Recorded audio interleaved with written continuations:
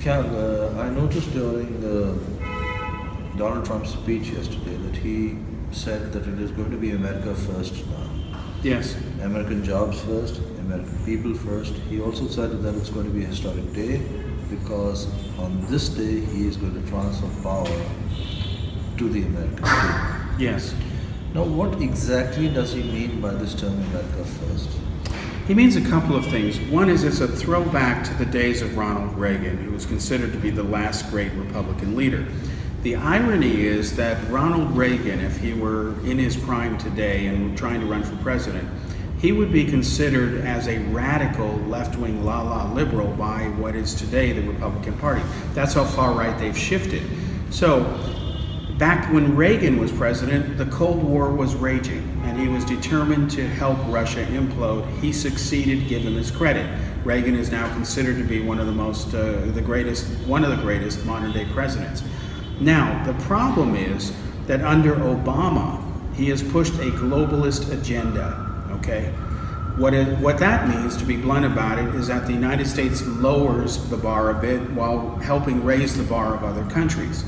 He wants a level playing field, even though countries like communist China will never go there.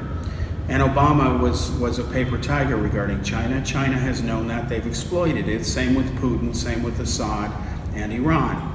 Now, what Trump is saying is we have lost our standing of being the superpower the way we used to be. He wants to bring that back. He's going to he says he's putting America first. That's the reason people put him in the White House, because the so-called economic recovery, Barack Obama, has been largely an illusion. The fact is that the rich have gotten richer and the poor have gotten poorer. The middle class has shrunk 10% under Obama. Now roughly half of Americans live at or below the poverty level. Record numbers of Americans, over 95 million of them, out of a population of 320 million people, you can do the math, are not in the workforce, but Obama doesn't count them as unemployed even though they are.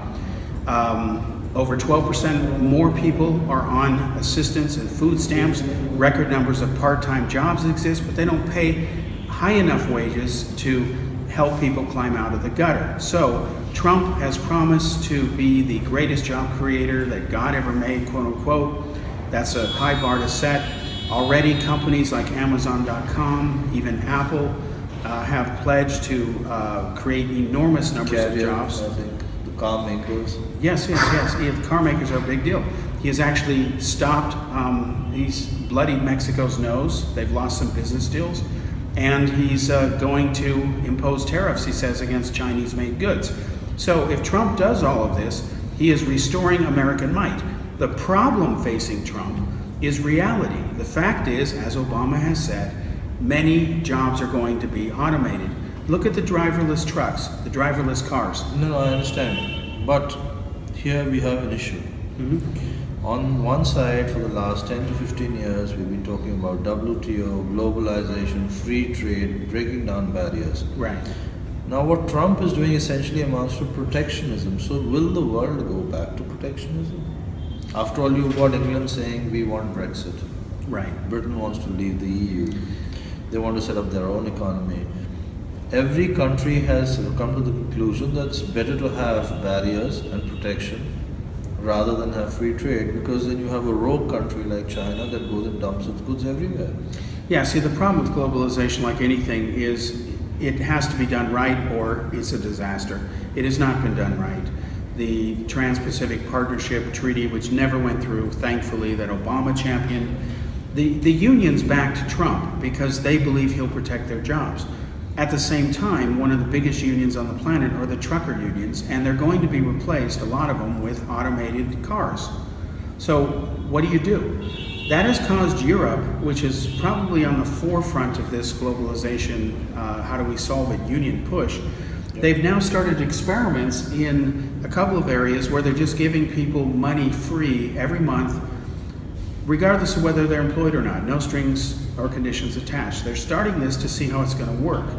The fact is, millions of more jobs are going to be lost, even in China. Foxconn, who had at one point 1 million people just making Apple's products alone, they have announced that within 5 years, about 90% of their factories will be entirely automated. Okay. What's going to happen to those workers? So basically, we are facing a situation where we are going to have growth but no jobs or jobless growth. Yeah. So that's the next real challenge. But of course, hopefully that will come after the Trump era is over. Well, it's inevitable, I think, as technology evolves, because look at the 3D printer. When you can print a whole house in a day, like they've done in China, how many construction workers is that equal to? So somebody has to come in and, okay, attend to the wiring and the plumbing. But other than that, actually building the house, it's a piece of equipment.